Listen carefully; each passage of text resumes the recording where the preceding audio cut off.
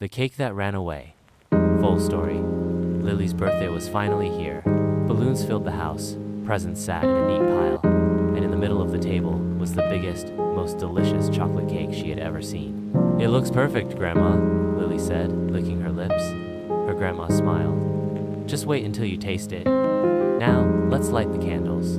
But just as Grandma reached for the matches, something very strange happened. The cake wiggled. Then, it shook, and before anyone could say, "Happy birthday," the cake sprouted two little legs and ran right off the table.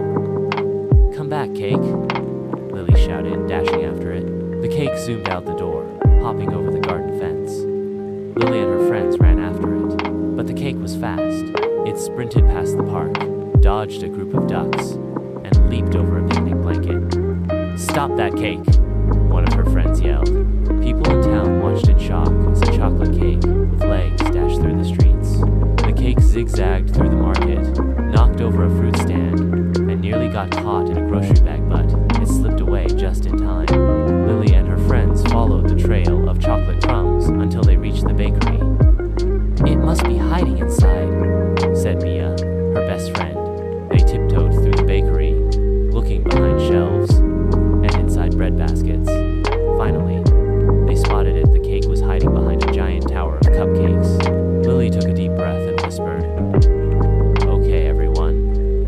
On the count of three, we grab it. 1, 2, 3. They lunged for the cake. They tried to run, but Lily was too fast. She scooped it up in her arms. "Gotcha," she laughed. The cake wiggled once, then twice, and suddenly, its legs disappeared. It was just a normal, delicious chocolate cake again. Lily's grandma arrived, shaking her head with a smile. "Looks like my special ingredient worked a little too well." "What special ingredient?"